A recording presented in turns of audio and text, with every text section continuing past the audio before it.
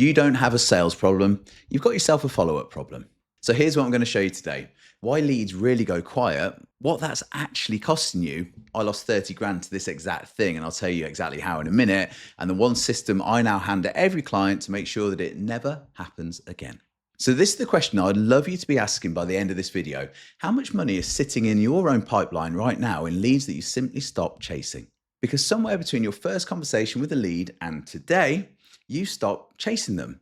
Once, maybe twice, and then you moved on. Because you didn't want to be a nuisance. The phone rang with something more urgent, or you told yourself if they wanted it, they'd have just come back by now. And the number isn't going to be a rounding error. It's going to be the difference between a business that's busy and a business that's actually converting what it's already paid to generate, and it's making a load of money. So let me tell you exactly how I lost that £30,000. In one of my companies, a commercial photography business, it was years ago, and we sent out a quote for a job worth just under 30 grand. Call it $40,000 if you're reading this in dollars. Great client, good project, exactly the kind of work we wanted more of. One of my team sent the quote out, and then nothing. There was no follow-up call, there was no second email. It just sat there, and everyone assumed someone else was on it. 2 months later, I bumped into the client by chance. A quick chat, how's it going, that sort of thing. I asked how the project had turned out. Yeah, we ended up doing that shoot, he said to me, but we went with someone else. We didn't hear from you. I actually stopped. I think my jaw dropped and I said, hold on, we sent you a quote. And he said an email went out and that was it. There was no calls, nothing came after that. And he was simply a busy guy. And that was it, 30 grand, just gone. And our price wasn't wrong and our work was great, but nobody bothered chasing it. And this was the ultimate sting in the tail. He told me straight, the company he went with instead, it cost him more, they delivered lower quality, and they produced less than half the volume of work that we'd given him for the same amount of money. He wasn't happy. He'd been better off with us. He'd just never got the chance to say yes because we never flipping asked more than once. And that's the version of this that should hopefully stick with you. It's not we lost a deal, it's we lost a deal the client actually wanted to give us. And you don't lose these deals to a competitor with a better price or a slicker pitch. You lose them to silence. And most people don't say no, they just go a little bit quiet, and quiet feels like rejection. So we back off a bit, and then we keep telling ourselves that it's best not to be pushy. But elite going quiet isn't a no. It's usually just life getting in the way of their decisions, the same way it gets in the way of yours and mine. So how do you fix it without turning into the person everyone dreads hearing from, the dreaded salesperson? Think of a lead like a fire that's dying down, not a fire that's gone out. If you leave it alone, it's going to go cold for good. If you smother it, you call 5 times in 3 days, you're going to put it out even faster. But blow on it gently at the right moments, and it's going to stay alive long enough to catch a light. So I call this a 5-touch follow-up. It's 5 times you blow on the embers before you let it go cold for good. Touch 1 is the same day. Your quote is going to go out, follow-up message is going to go with it within a few hours. So you're not chasing, you just confirm they've got everything that they need.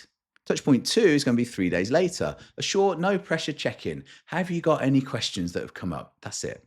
Touch point 3, a week later. This is where it's going to get interesting because it's exactly where most people are going to give up. And that's exactly where 80% of the deals we talked about earlier are still sitting, waiting to be closed. A specific question, not just checking in, but is the timing right for you? Touch 4, do it 2 weeks later and add something of value, a quick answer to something that they mentioned, give them a reason to reply that isn't just about you asking for money. And touch 5 is going to be 30 days later. It's going to be the polite closeout. I'll leave this with you. If it's not the right time, no problem. Just let me know and I'll stop following up.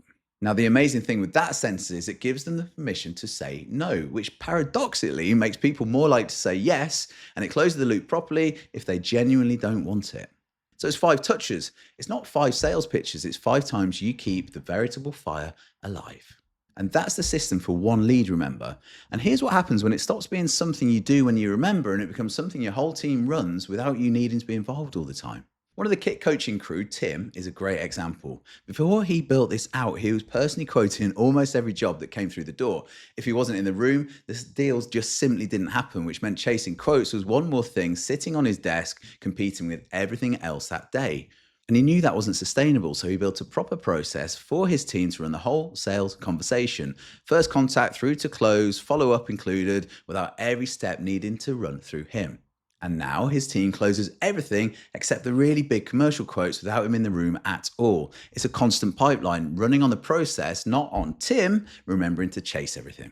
So like I touched on right at the start, you don't have yourself a sales problem, you've got yourself a follow-up problem. And now you've got yourself a system for it. It's 5 touches, it's the same day, all the way through to day 30. Done. But follow-up isn't the only place deals are going to leak out of your business. It's one of several, and most owners have absolutely no idea how many of the others are quietly costing them as well. So I built a tool for you. It's called the Sales Leak Finder, and the link is in the description. It takes, 3 minutes? There's no email gate. There's no nonsense like that. It's just the tool. It will show you exactly where you're losing sales right now, this week, today. And once you've seen where the leaks actually are, watch the next video. It'll show you what to do about it. Stop losing deals to silence. Start chasing them properly. Let's crack on.